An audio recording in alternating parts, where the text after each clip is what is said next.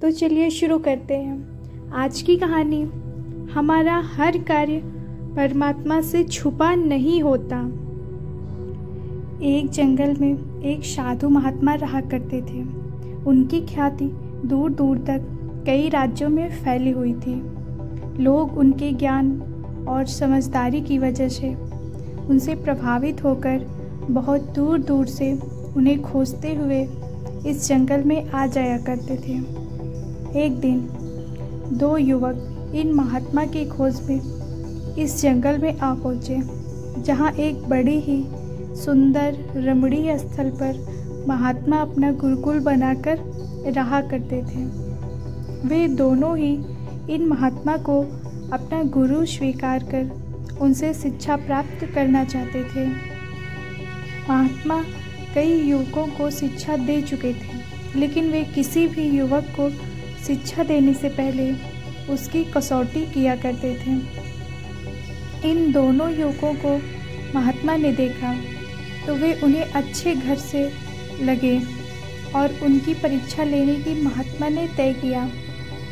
महात्मा ने दोनों युवकों से कहा कि मैं तुम्हें अपना शिष्य जरूर बना लूँगा, लेकिन उसके लिए तुम्हें सिर्फ मेरी एक शर्त पूरी करनी पड़ेगी। युवकों ने महात्मा से कहा कि आप जो भी कहेंगे हमें मान्य है। महात्मा ने गुरुकुल के कमरे में रखी दो कबूतरों की मूर्तियां लाकर दोनों युवकों को एक एक थमाते हुए कहा, इन कबूतरों की मूर्तियों को तुम जीवित कबूतर ही मानो और तुम्हें यह करना है कि जब तुम्हें कोई देख न रहा हो तब तुम्हें इन कबूतरों की गर्दन मरोड़ देनी है। जब तुम ऐसा करने में सफल हो जाओ तो मेरे पास चले आना। दोनों युवकों ने अपने अपने कबूतरों को ध्यान से देखा।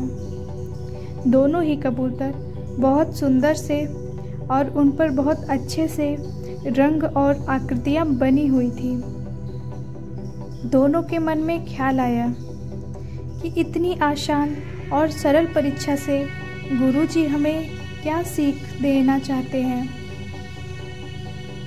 दोनों ने अपने अपने कबूतर लिए और अलग अलग दिशा में जंगल में चले गए। एक युवक जंगल में थोड़ी दूर गया, जहाँ एक सुनसान मैदान उसे दिखा। उसने चारों तरफ अपनी नज़रें घुमाकर देखा और निश्चित करने के बाद कि उसे कोई भी नहीं देख रहा है, उसने अपने साथ लाए कबूतर की गर्दन मरोड़ दी। वह वापस गुरु के पास चला गया। दूसरा युवक भी जंगल में दूसरी तरफ एक सुनसान जगह पर पहुंचा और एक पेड़ के नीचे खड़ा रहकर हर तरफ से नज़रें घुमाकर देखने के बाद जब वह कबूतर की गर्दन मरोड़ने लगा, तब उसकी नज़रें अचानक पेड़ के ऊपर बैठे अन्य पक्षियों पर पड़ी, क्योंकि उसे ऐसा करते हुए वे पक्षी देख रहे थे। इसलिए उसने कबूतर की गर्दन नहीं मरोड़ी। युवक थोड़ी देर सोचने के बाद झाड़ियों में छिप गया और वहाँ पर कबूतर की गर्दन मरोड़ने की कोशिश की, लेकिन वहाँ भी उसकी नज़र झाड़ियों पर बैठी कीट पतंगे और मक्खियों पर पड़ी, वहाँ पर भी यह काम पूरा न कर पाया। फिर कुछ सोचने के बाद युवक ने एक ज़मीन में बड़ा सा गड्ढा बनाया और उसमें उतरकर कबूतर की गर्दन तोड़ने लगा। कबूतर की मूर्ति को छूते ही उसने देखा कि कबूतर की आंखें उसे देख रही हैं, इसलिए उसने कबूतर की मूर्ति की आंखें ढक दी। फिर उसने सोचा कि वह खुद तो अपने आप को ऐसा करते हुए देख रहा है ना, इसलिए उसने अपनी आंखों पर भी पट्टी बांध ली। अब वह निश्चित हो गया कि ना ही कोई अन्य प्राणी या कबूतर की मूर्ति या वो खुद भी उसको ऐसा करते हुए देख पा रहा है। वह कबूतर की गर्दन पर हाथ रखकर मरोड़ने ही वाला था कि उसके अंदर से एक आवाज़ आई। वह आवाज़ उसके अंतरात्मा की थी। युवक अब अच्छे से समझ गया था कि गुरुजी इस छोटी सी सरल सी दिख रही परीक्षा से उन्हें क्या शिक्षा देना चाहते थे। युवक बिना उस कबूतर की गर्दन मरोड़े ही गुरु के पास पहुंचा।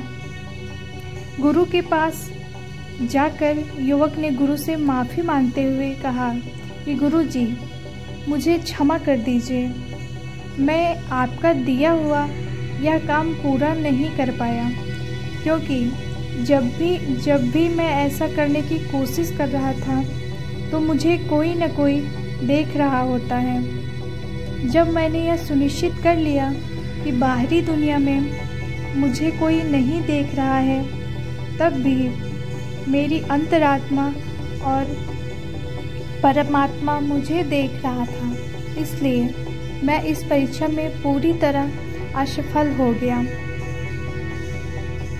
तो इस कहानी की शिक्षा बड़ा ही सिंपल है। महात्मा ने उस युवक को शाबाशी देते हुए कहा कि तुम इस कसौटी में असफल नहीं बल्कि पूरी तरह से सफल हुए हो। इस कसौटी से मैं तुम दोनों को यही सिखाना चाहता था कि हम जो भी कार्य करते हैं वह उस परमात्मा से, उस परम शक्ति से कभी छुपा नहीं सकते। इसलिए हमें कोई भी कार्य उस परमात्मा को ध्यान में रखकर ही करना चाहिए, और जब हम ऐसा करते हैं तो हम कभी भी गलत कार्य नहीं कर पाते। आशा करती हूँ कि आपको ये कहानी पसंद आई होगी। आपको ये कहानी पसंद आई हो तो अपनी राय ज़रूर दें, और ऐसी वीडियो देखने के लिए लाइक, सब्सक्राइब और शेयर करना ना भूलें। धन्यवाद।